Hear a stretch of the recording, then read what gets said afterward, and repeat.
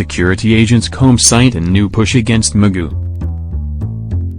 A fresh plot for the removal of the acting chairman of the Economic and Financial Crimes Commission, EFCC, Mr. Ibrahim Magu, is being hatched. Some lobbyists, comprising powerful citizens, have allegedly visited London with the names of two likely candidates to succeed Magu, the Nation learned. The preferred candidates are a Deputy Commissioner of Police, DCP, and an Assistant Commissioner of Police, with the DCP highly favored.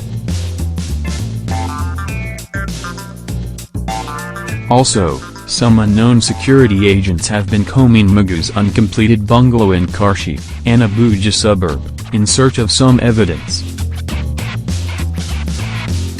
The agents were said to have dug up a soakaway pit at the site, apparently in search of buried cash or some documents. But the combing of the bungalow yielded no fruit, as nothing incriminating was found. The development, the Nation learned, shocked the acting EFCC chairman, who was away in Malawi when the unknown security men invaded the uncompleted house. There is also panic among investigators, in Magu's household, and among his associates on the sudden search without warrant. For the second time on March 15, the Senate rejected Magu as the substantive chairman of the EFCC following the reaffirmation of a report on him by the Department of State Services, DSS. The DSS insisted that Magu cannot lead the country's anti-corruption agency.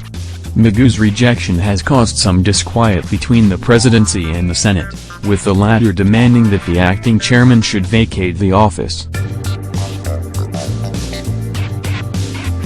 Acting President Yemi Osinbajo said, in the light of Section 171 of the 1999 Constitution, the president can retain Magu without the Senate's confirmation. The Presidential Advisory Committee Against Corruption, PACAC, led by Professor Tsege, has also advised the president to retain Magu, based on the provision of the Constitution.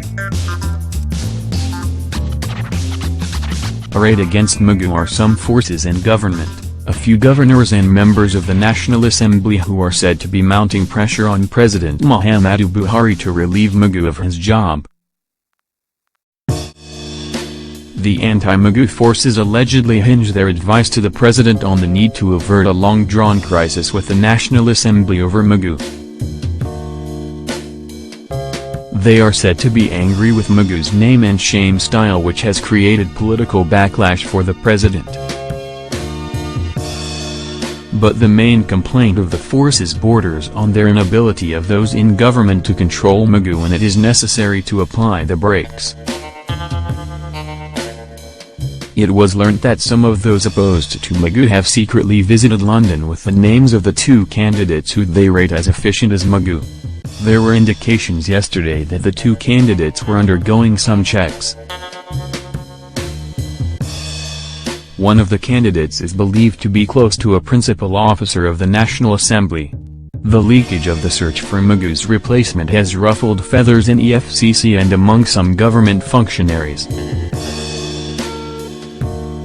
A source, who spoke in confidence, said, "Some powerful forces have decided to prevail on the president to remove Magu, having been rejected twice by the Senate. They said Magu should not be treated as indispensable. Some of them are angry that the EFCC has been closing in on them and their associates. Others have outstanding reports against them. They are using likely conflict between the presidency and the National Assembly as an excuse, but they are out to protect class interest. Some of them have also been uncomfortable with the style of the EFCC chairman. They allege that it might have political backlash for the president. If care is not taken, these powerful lobbyists may have their way." A principal officer of the National Assembly is said to be highly connected with one of the shortlisted candidates. The plot has been perfected in a manner that Magu's removal might be a priority decision of the government before or when the president returns.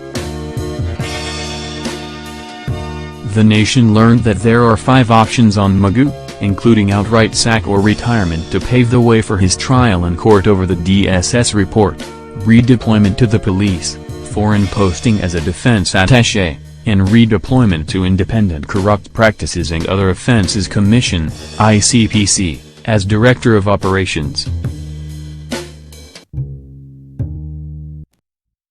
EFCC Chairman Ibrahim Magu, PM News.